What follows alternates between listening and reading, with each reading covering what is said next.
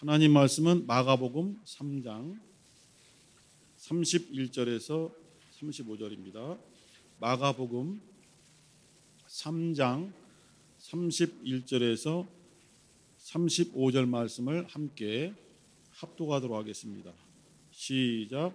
때에 예수의 모친과 동생들이 와서 밖에 서서 사람을 보내어 예수를 부르니 무리가 예수를 둘러 앉았다가 여짜오되 보소서 당신의 모친과 동생들과 누이들이 밖에서 찾나이다. 대답하시되 누가 내 모친이며 동생들이냐 하시고 둘러 앉은 자들을 둘러보시며 가라사대 내 모친과 내 동생들을 보라. 누구든지 하나님의 뜻대로 하는 자는 내 형제요 자매요 모친이니라. 아멘. 33절에 주님께서 말씀하신 누가 내 모친이며 동생들이냐, 이 말씀을 제목으로 삼고 함께 말씀을 나누도록 하겠습니다. 우리 생활 속에서, 우리의 환경 속에서, 우리가 속해 있는 어떠한 그룹 속에서 오해라는 것이 굉장히 우리에게 상처를 줍니다. 깝깝하죠. 진실은 이런데, 나는 이러한 사람인데, 나는 이러한 말을 했는데, 나는 이러한 일을 했는데 다른 사람들이 나랑 다르게 해석을 하는 거예요. 나란 사람에 대해서 나의 진실은 이건데 다른 사람으로 생각을 하고 판단하는 거예요. 내가 이러한 뜻으로 말을 했는데 그 말의 속마음을 전혀 생각하지 아니하고 그 문자적인 단어, 어구만 가지고 오해를 하는 경우가 많이 있어요. 가정에서도 많이 일어납니다. 특히 부부간에 부부 싸움할 때 정말 심각한 것으로 싸우기도 하지만은 말 한마디 때문에 그것이 싸움이 되는 경우가 많아요. 굉장히 유치하잖아요. 초등학교 때 또 유치부 어린이 때 싸우던 모습이 다 커서 부부간에 일어나요. 그래 니네 집은 잘났냐? 그러고 시작해서 우리 집은 하다가 나중에 가족 욕까지 나면서 큰 싸움으로 벌어져갖고 이혼하는 경우도 있어요. 이와 같이 오해라는 것이 상당히 마음을 아파야 하고 어떠한 것에 대해서 잘못 생각하고 잘못 들은 것을 오해라고 할 수도 있는데 그 오해를 억지로 만들어내는 사람들도 있어요. 요즘에 이제 흔히 말하는 가짜 뉴스. 그래서 무엇이 무엇인지 모르겠어요. 유튜브를 보면 어떠한 사건에 대해서 너무 다른 해석이 근거를 갖고 막 올라와요. 양쪽 다 근거가 있어요. 그래서 눈물이 핑 도네요. 막 정신이 없고 머리가 어질어질할 때가 있어요. 무엇이 무엇인지 진짜 모르겠어요. 그래서 함부로 사람을 판단하거나 정죄하면 안 되겠다는 생각이 더 마음에 커져요. 뉴스 같은 걸 보면서. 그런데 이제 저는 이제 성경에 대해서 이 성경이 아니라 이 성경에 대해서 성경에 대해서 오해 때문에 발생한 사건들이 있는데 몇 가지를 좀 말씀을 나누고 오늘 본문도 함께 비춰보고자 합니다. 먼저 부활에 대한 오해라는 것이 있어요. 예수님 당시에 종교적인 지도 그룹이 세 그룹인데 하나는 제사장들, 하나는 바리새인들, 하나는 사두개인들 이렇게 세 그룹으로 나누고 서기관들은 보통 바리새인 쪽에 속해서 일을 많이 하고 사두개인은 제사장들과 함께 한 통속이에요. 사두개인들이 예수님께 찾아와서 부활에 대해서 이제 문의합니다. 사두개인은 구약 성경 중에서 모세 오경, 창, 출, 레, 민, 신, 창세기, 출애굽기, 레위기, 민수기, 신명기 5권만을 성경으로 인정하고 나머지는 전혀 하나님의 말씀 아니라는 거예요. 그리고 영적인 세계에 대해서 인정하지 않습니다. 내세란 것이 존재하지 않는다고 보는 거예요. 내세가 없으니 부활을 인정합니까? 부활을 인정하지 않습니다. 영혼의 존재를 인정하지 않는 것이 사두개인이에요. 그런 사람들이 어떻게 하나님께 예배드린다고 하는지 모르겠어요. 그들은 살아가면서 선한 것을 베풀므로써 좋은 곳으로 갈 수 있다는 또 생각도 갖고 있어요. 희한하죠? 내세를 안 믿으면서. 그래서 일부러 사람들이 많은 곳에서 동전을 흘리죠. 주는 것이 아니라 일부러 흘리죠. 왜냐하면 자기가 하는 일을 나타내면 안 되기 때문에 모르게 한다고 하는 건데, 일부러 사람 많은 곳에 가서 구멍을 짤랑짤랑 흩는 다음에 흘리죠. 위선이죠. 이러한 사두개인들이 예수님께 와서 부활에 대해서 묻습니다. 궁금해서 물어본 것이 아니라 예수님이 부활을 주장하니까 곤란스럽게 하려고 물어보는 겁니다.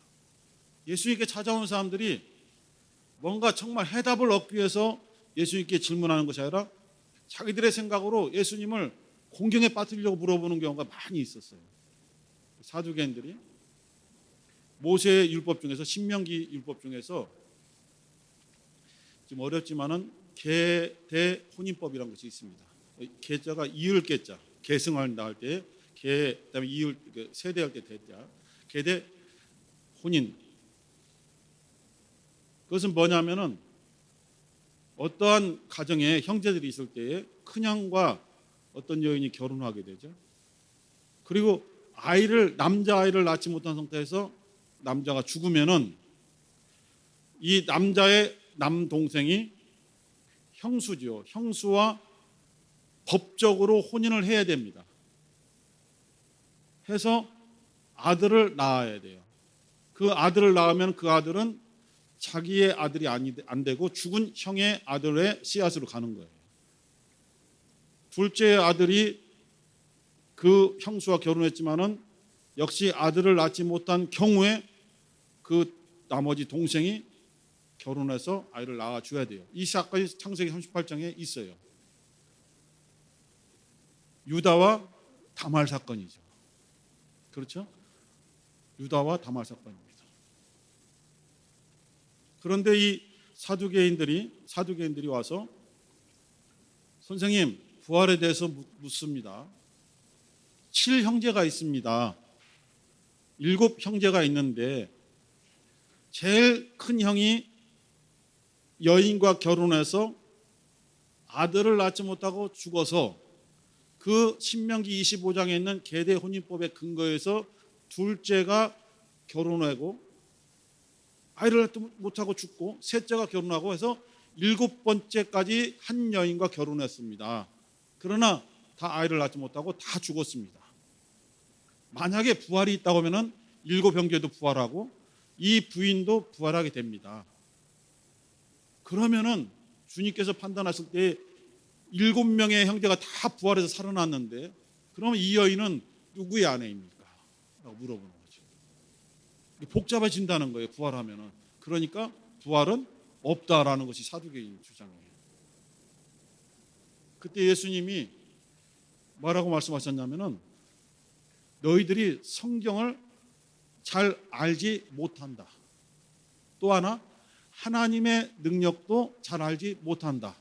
그래서 오해하였다라고 말했어요. 오해하였다. 너희들이 성경을 오해하고 있다. 너희들이 하나님의 능력을 오해하고 있다. 하나님은 죽은 자의 하나님이 아니라 산자의 하나님이다. 아브라함의 하나님, 이삭의 하나님, 야곱의 하나님, 산자의 하나님이다.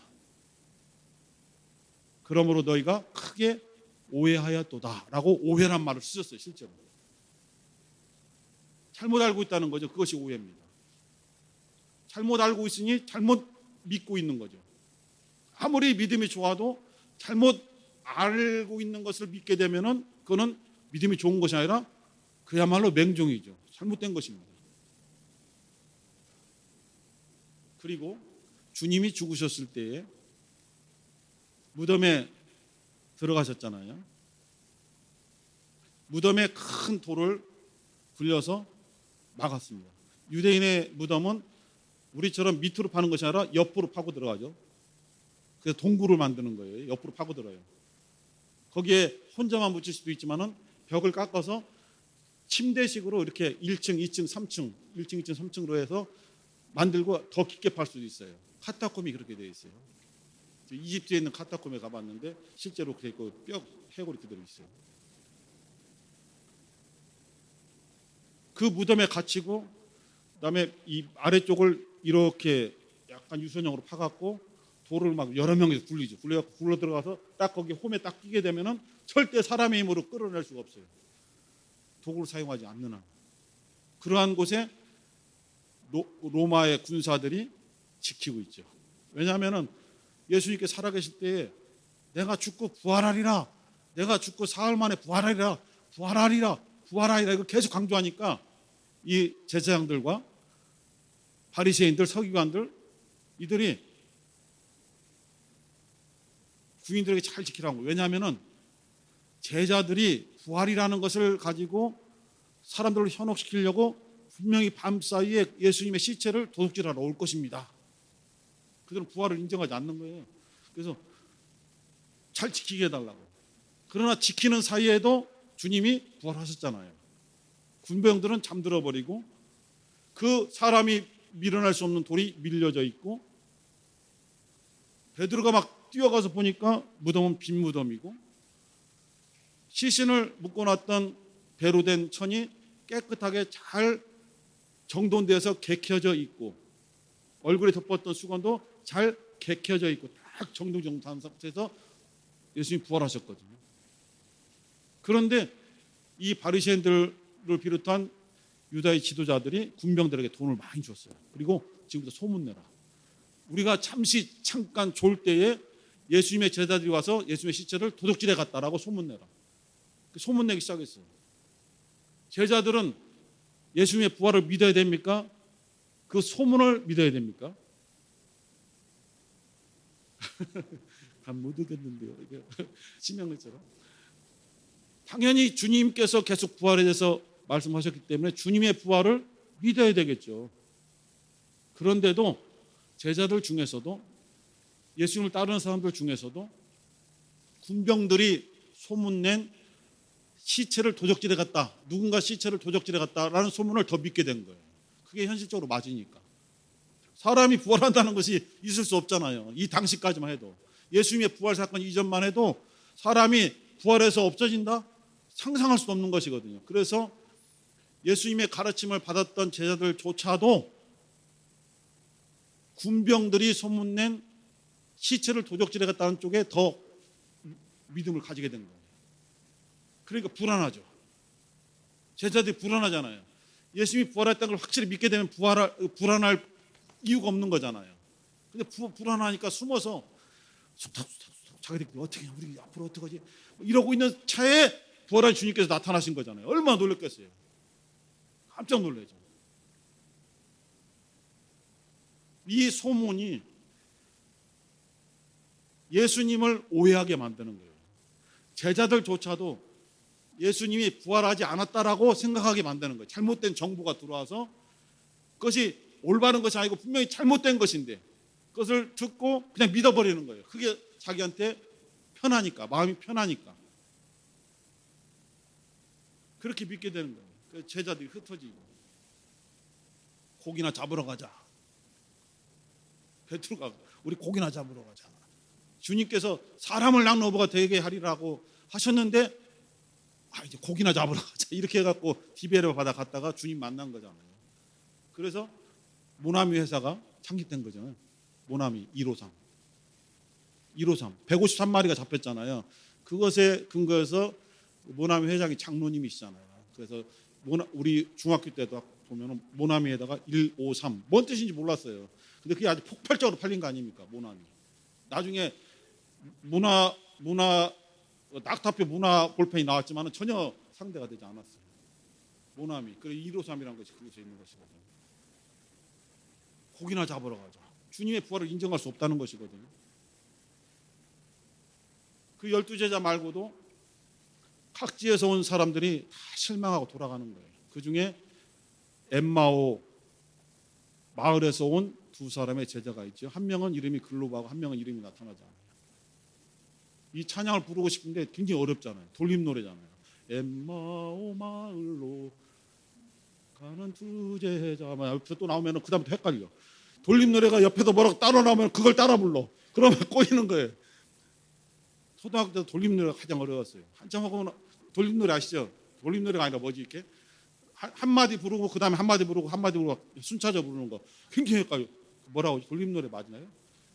그러면 자기 파트로 계속 가야 되는데 옆에 사람 거 부르다가 똑같아져. 똑같이 합창하고 있어요. 그 엠마오 마을로 가던 두 제자도 예수님의 시체가 도적질 당했다라는 쪽으로 딱 믿어버린 거예요. 주님의 부활을 믿지 않으니까 고향으로 가는 거죠.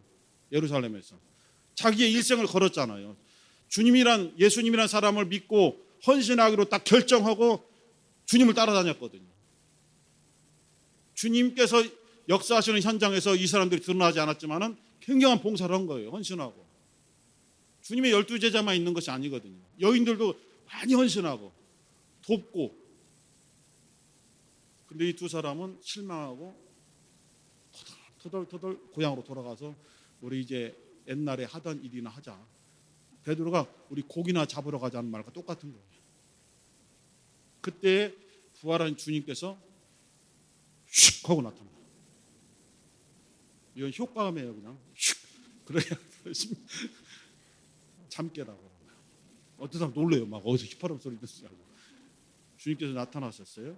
그런데 이 두 사람이 주님인 줄을 모르는 거예요. 그렇게 가까이서 섬겼던 분인데 주님인 줄을 알지 못하는 거예요. 그건 하나님께서 가리우셨기 때문에 그래요. 몰라요. 형제들이요, 왜 그렇게 근심하느냐, 왜 이렇게 슬퍼하느냐 물어보니까, 아니 당신은 예루살렘에서 있었던 일을 모른단 말이요? 예수라는 분이 3년 동안 역사하다가 빌라도의 십자가 선고를 받고 그 칼보리 언덕 골고다 언덕에서 십자가 못 박혀 죽으셨지 않소. 그리고 그 시신이 없어졌습니다. 우린 다 포기하고 지금 고향으로 돌아가는 중입니다. 주님께서 이사야, 예언 등 구약의 성경을 이들에게 잘 풀이해 주는 거예요. 하나씩 하나씩 이것이 예수님에 대한 이야기야. 이사야 선지자가 예언한 이 내용이 다 예수님에 대한 예언이야. 하나씩 풀어주니까 잘 알지는 못하는데 반응이 생겼어요. 몸에서. 뭐냐면 가슴이 막 뜨거워지는 거예요. 막 가슴이 두근두근하고 가슴이 막 뜨거워지는 거예요. 이거는 어떤 육체적인 변화가 아니에요. 육체적으로 흥분된 상태가 아니라 더 깊숙한 곳에서, 마음속에서, 심령 속에서 표현할 수 없는 것이 막 올라오는 거예요. 막 미칠 것 같아요. 한마디로 미칠 것 같아요. 예수님에 대한 오해가 정말 잘못됐다는 걸 깨달은 거예요. 막 이 가슴에서 뛰고 주님께서 말씀을 가르쳐 주시는데 엄청나게 그 말씀 속에 깊이 빠져드는 것을 자기들이 체험한 거예요.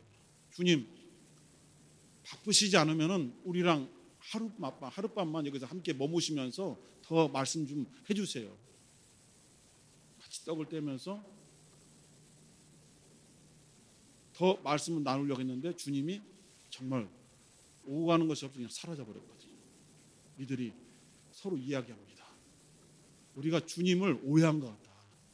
주님의 부활에 대해서 오해하고 있었다. 잘못된 소식을 듣고 어떤 사람들이 주님의 시체를 훔쳐갔다는 소식을 듣고 우리가 그것을 믿었던 것 같다. 잘못된 것이다.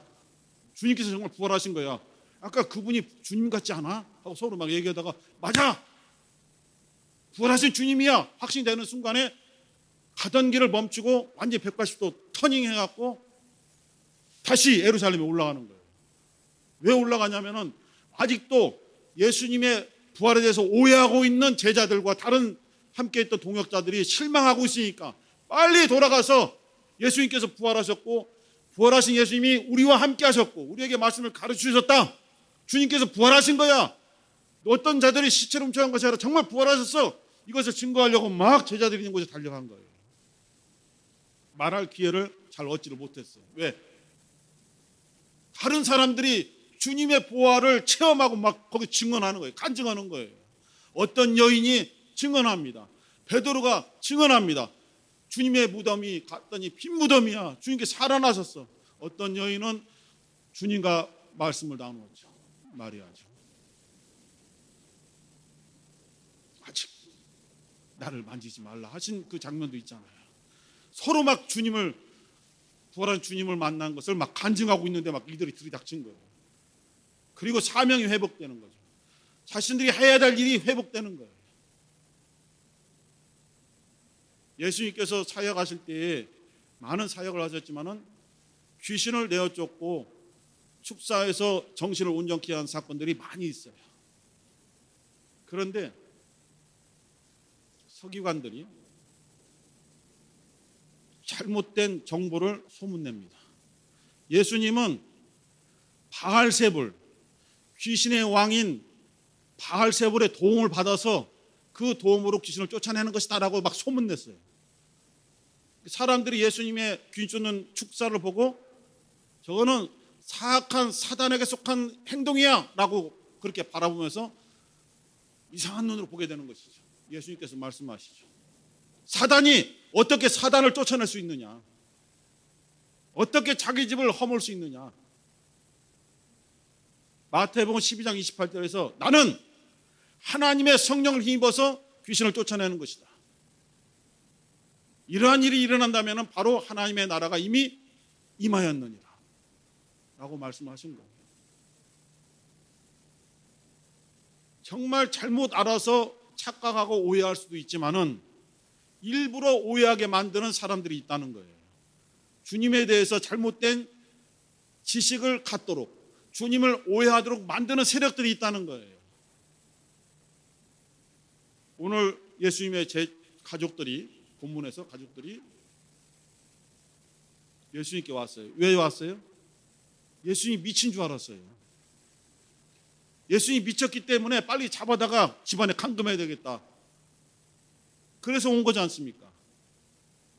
예수님이 미쳤다라는 것을 누군가 소문낸 거예요. 그것이 가족들의 귀에까지 들어오게 된 것이고 자기들이 볼 때도 정상적이지 않다는 거예요. 그 예수님이 미쳤다는 소식을 듣고 예수님을 바라보니까 정말 미친 것 같아요. 그래서 빨리 잡으러 지금 온 것이거든요.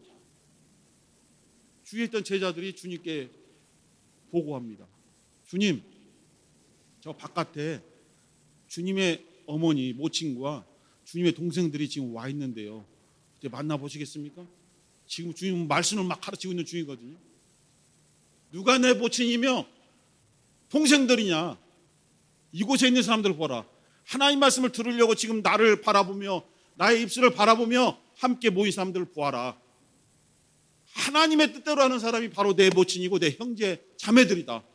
이렇게 말씀을 주신 것이 오늘 본문인 거예요. 하나님의 뜻대로 한다는 것이 무엇일까? 해석에 따라서 많이 있지만은 그 중에서 저는 한 구절을 발췌했습니다. 많이 있지만은 데살로니가전서 5장 16절로 18절 여러분이 잘 알죠. 항상 기뻐하라. 쉬지 말고 기도하라. 범사에 감사하라. 이는 그리스도 예수 안에서 너희에게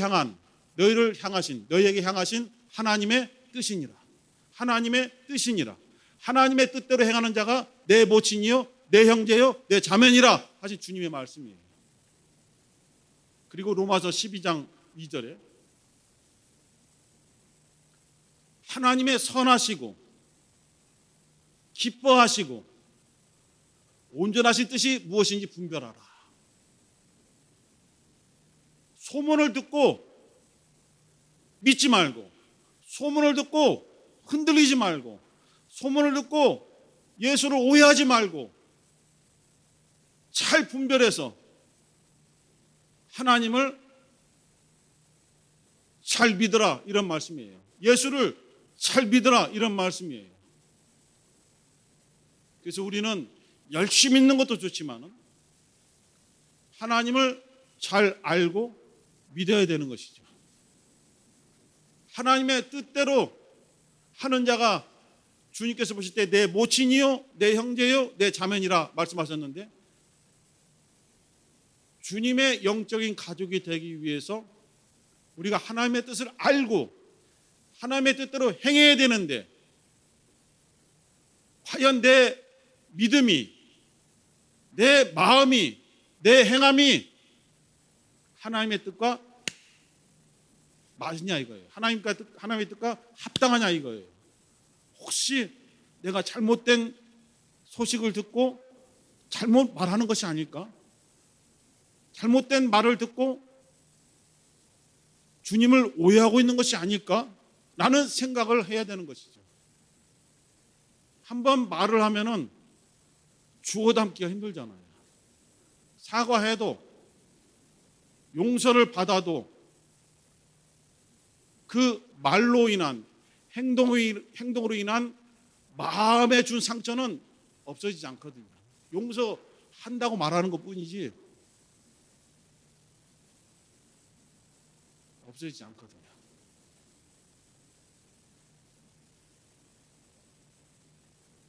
그런데 하나님만 완벽한 용서함을 우리에게 베풀어 주시고 하나님만 그 상처를 지우실 수 있는 유일한 분이세요. 우리가 하나님께 얼마나, 인간적으로 말하면 얼마나 많은 상처를 드립니까? 하루에도 수십 번씩 말로도 마음으로도 행동으로도 하나님께 얼마나 상처를 드립니까? 그러나 하나님께서는 네가 나와 화해하자고 한다면은, 네가 너의 잘못을 인정하고 나에게 사과한다면은, 우리가 말할 때 회개라고 말하잖아요. 회개한다면, 우리 인간적으로 이렇게 표현하면은, 네가 나에게 사과한다면은 내가 얼마든지 용서하겠다 하고 말로만 하는 것이 아니라 나의 하나님의 마음속에 있는 상처도 지우시고 사과를 하는, 회개하는 그 사람의 마음에서도 그 잘못을 완전히 지워주셔서 하나님과 다시 온전히 회복되게 해주시는 거예요. 그래서 우리는 서로에게 상처를 주는 일이 없도록 조심해야 될 것 같아요. 오늘 주님께서 지금 저희들에게 물으시는 거예요. 너는 나의 가족이냐? 이렇게 물으시는 거예요. 너는 내 모친이냐? 너는 내 형제냐? 너는 내 자매냐? 지금 우리에게 지금 물으시는 거예요. 이 답은 우리에게 있는 것이죠. 이 시간 기도할 때에 우리는 항상 부족하고 내가 아는 것이 옳다라고만 생각하고 있었습니다. 내가 알고 있는 것, 내가 말하는 것만이 반드시 옳다라고 그렇게 오해한 적이 많이 있습니다. 그래서 다른 사람들에게 상처를 준 적도 많이 있고, 다른 사람들을 비판하고, 다른 사람들을 정죄하고, 다른 사람들을 한없이 미워한 적이 너무나도 많습니다. 주님, 잘못된 오해에서 벗어나게 도와주시고 올바른 믿음의 지식, 하나님께 대한 올바른 섬김, 곧 하나님의 뜻대로 하는 믿음과 행함이 있도록 인도하여 주옵소서. 이 시간 주여 한번 부르시고 기도하겠습니다. 주여.